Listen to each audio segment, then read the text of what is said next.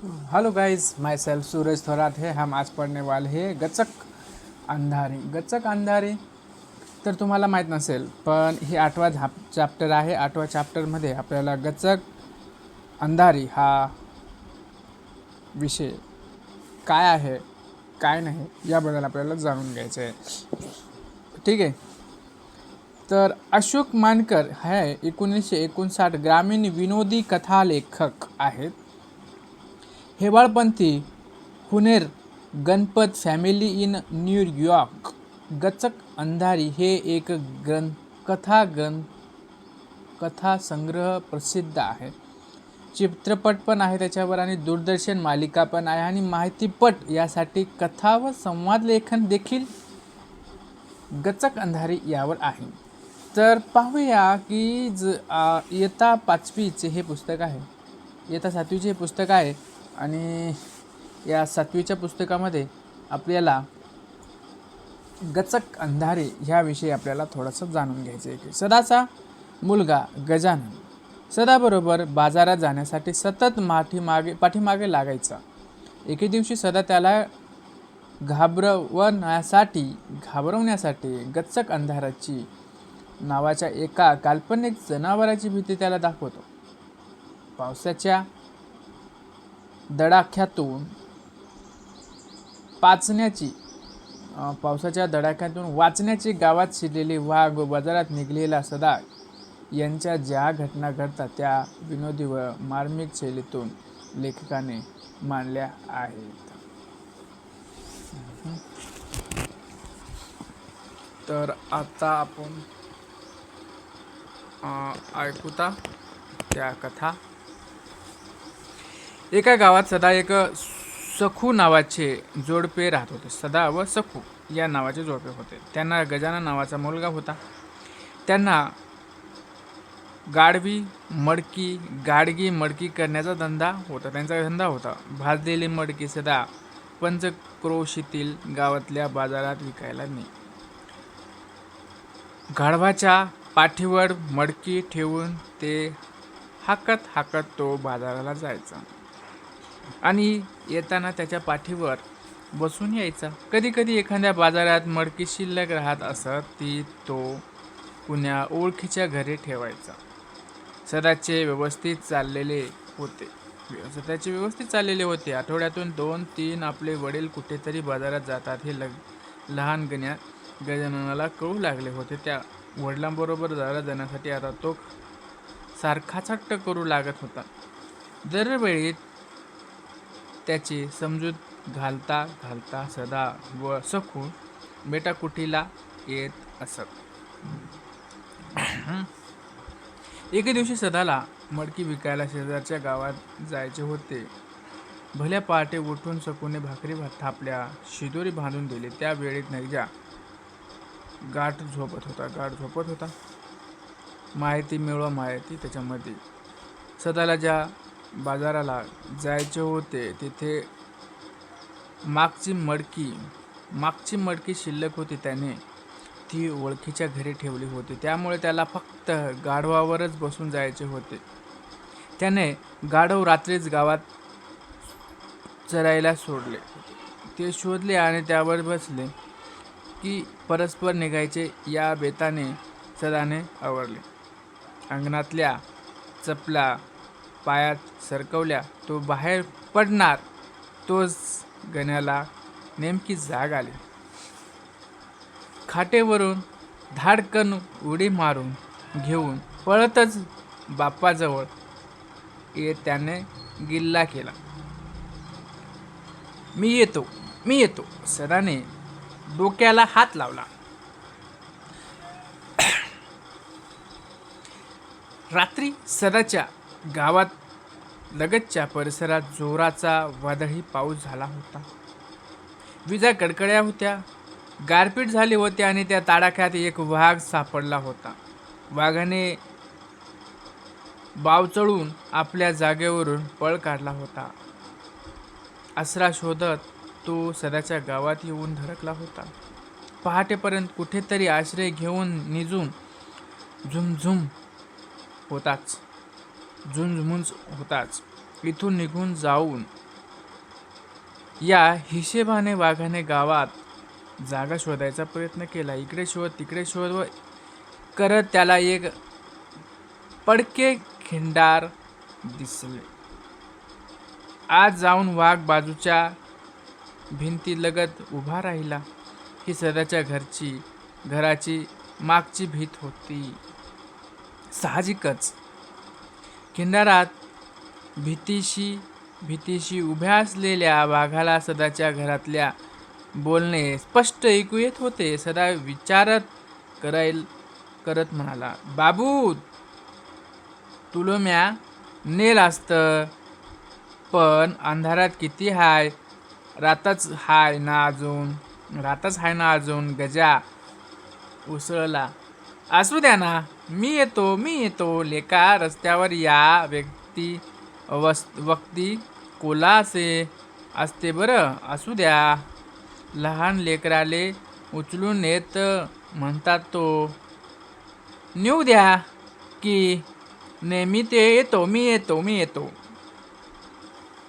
आता तिकडे लांडगा येते, मग पिऊ द्या. मी येतो म्हणजे मी येतो. पुढे जंगल लागते. जंगलात वाघ असते या टेमाले. हो असू द्या के भेऊ नको. दाखवू मले वाघा फागाचे फागाचे. ते ऐकून वाघही मनाशी म्हणाला, लोयच वाटेल, पोट दिसून राहिलं. लोयच आटेल, पोट दिसून राहिलं असं. आणि वाघानं खालं तर तुले. सरा म्हटलं. तसा गजा तोंड वेडावत म्हणाला, मले खालं तर तो काय तुम्हाले सोडणार आहे का? के ने मले माहीत हाय मी पिऊ नये म्हणून. तुम्ही मले भेव दाखवत राहिले. मी येऊ नये म्हणून मी भेव दाखवत राहिले. सदाने विचार केला. डोळे मिटून मोठे करून म्हणाला, या व्यक्ती जंगलात कधी ना कधी ते अचानक गजगत अंधारी भेटली तर म्हणून नको मले. गजा गडबडला. या व्यक्ती जंगलात कधी ना ते गच्चक अंधारीची भेटली तर म्हणून नको मले. गच्चक अंधारी. गजा गडबडला. गच्चक अंधारी काय म्हणतात? हो गच्चक अंधारी काय होय? गच्चक अंधारी मैतने तुले लेका. गच्चक अंधारी वाघ सिंहालेही एका घासात खाते म्हणतात. आपल्याले भेटली तू का केने भो?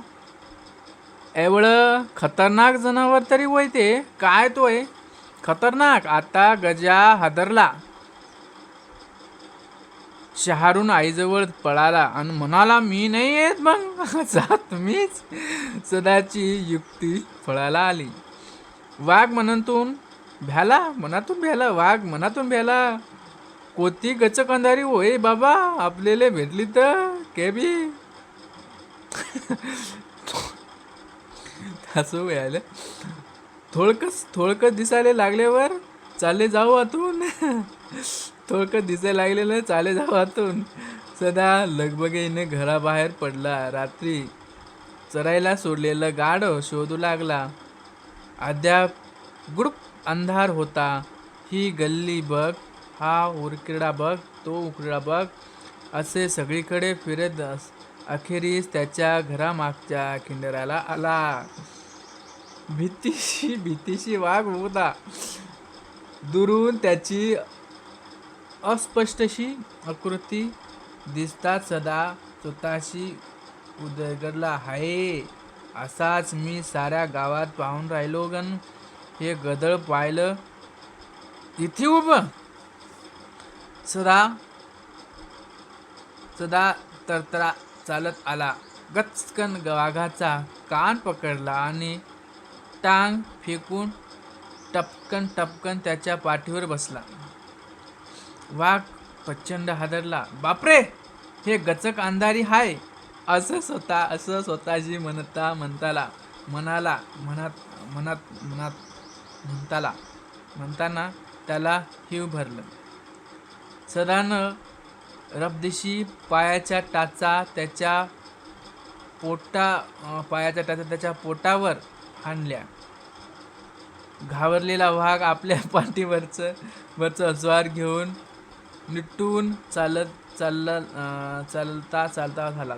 वाघाची चालण्याची गती पाहून सदाने विचार केला, होय जोरानं चालू राहिलंय.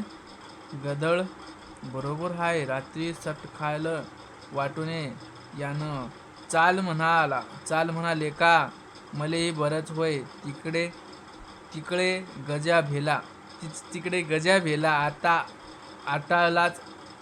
आटालाच ने नरायला. आता काय मस्त बाजारात जाणं आणि भदाळ इकणं.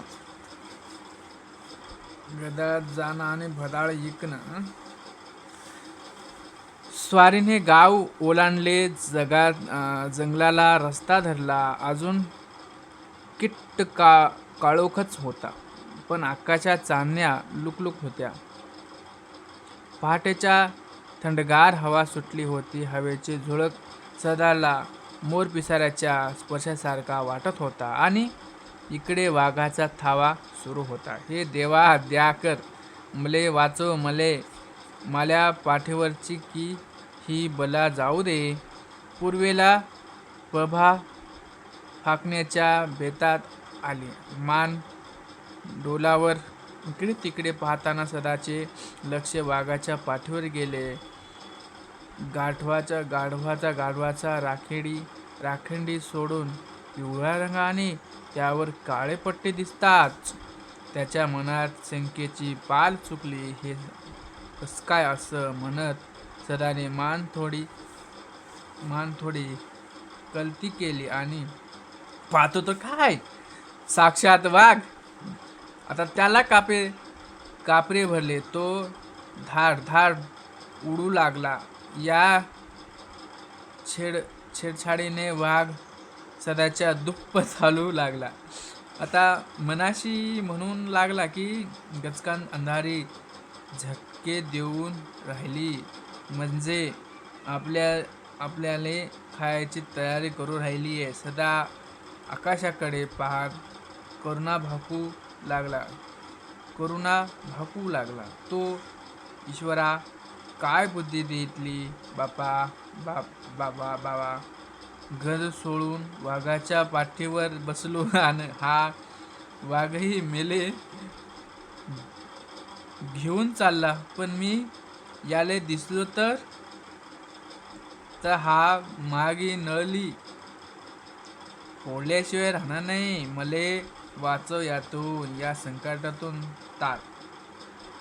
सदाला दरदरून घाम फुटला.